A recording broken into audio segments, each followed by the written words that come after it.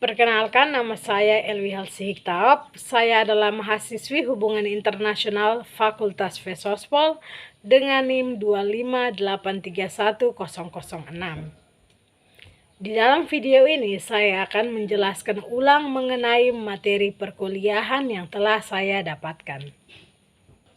Selama mengikuti beberapa pertemuan, saya mendapatkan 7 materi, yaitu definisi HI, makna HI, ruang lingkup HI, isu di dalam HI, aktor-aktor HI, unsur-unsur suatu negara, dan tujuan negara itu sendiri.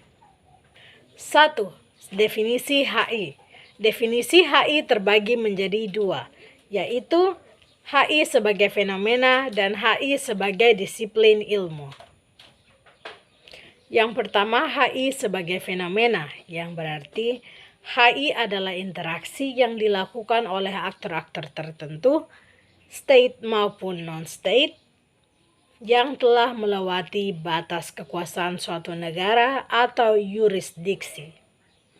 Yang kedua, HI sebagai disiplin ilmu, yang berarti HI adalah sebuah ilmu yang berusaha menangkap atau memahami interaksi yang terjadi antara aktor-aktor tertentu atau state maupun non-state itu. 2. Makna HI. Ada 3 makna HI. Yang pertama, hubungan bukan hanya sekali tetapi berulang-ulang.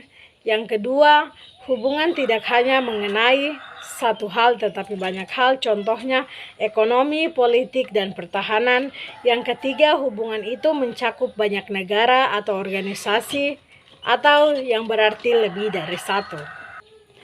3. Ruang lingkup HI. Ada 2 ruang lingkup HI, yang pertama tradisional dan yang kedua non-tradisional.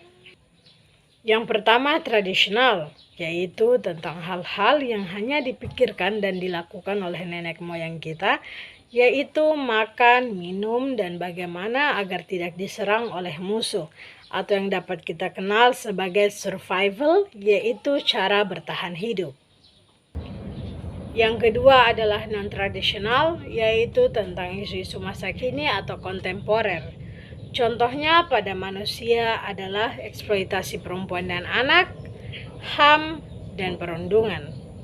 Contoh lain yang terjadi pada lingkungan adalah deforestasi, penambangan, dan pemanasan global. 4. Isu di dalam HI.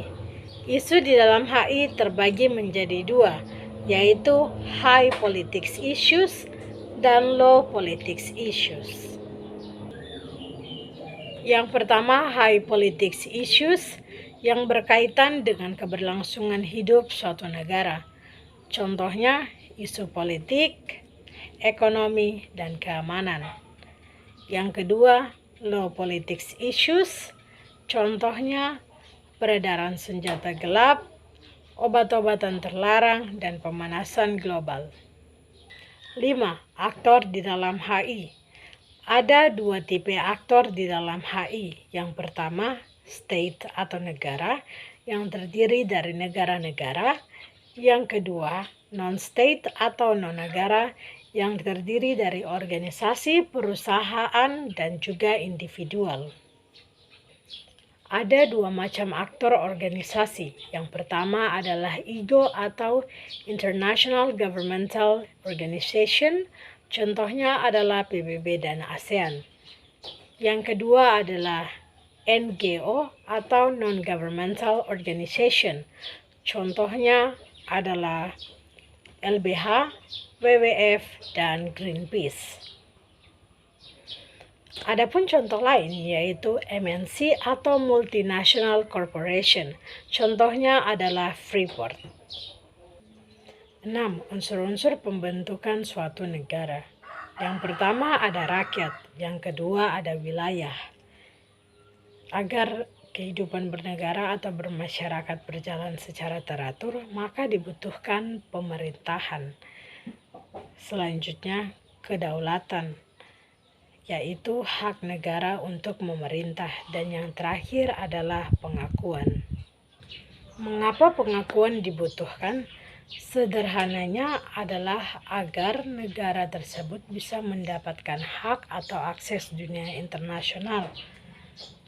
Apa saja haknya? Contohnya adalah kerjasama, seperti di bidang pertahanan. Contoh kerjasama di bidang pertahanan adalah seperti salah satu anggota NATO diserang oleh negara asing, kemudian seluruh anggota NATO tersebut akan membantu anggota mereka yang diserang, baik dari segi ekonomi maupun militer. 7. Tujuan negara. Menurut Charles Merriam, ada 5 tujuan negara. Yang pertama, keamanan keluar. Yang kedua, ketertiban di dalam. Yang ketiga adalah keadilan. Saya akan memberikan contoh keadilan di dalam keluarga. Misalnya, saya adalah seorang mahasiswi yang mendapat uang jajan sebesar 50.000 dari orang tua saya, sedangkan adik saya yang seorang pelajar mendapatkan uang jajan sebesar 20.000. Ini berarti adil, karena di dalam konteks ini keadilan berarti kita mendapatkan sesuatu sesuai dengan porsinya kita masing-masing. Yang keempat adalah kesejahteraan umum, dan yang terakhir adalah kebebasan. Sekian dari saya, terima kasih.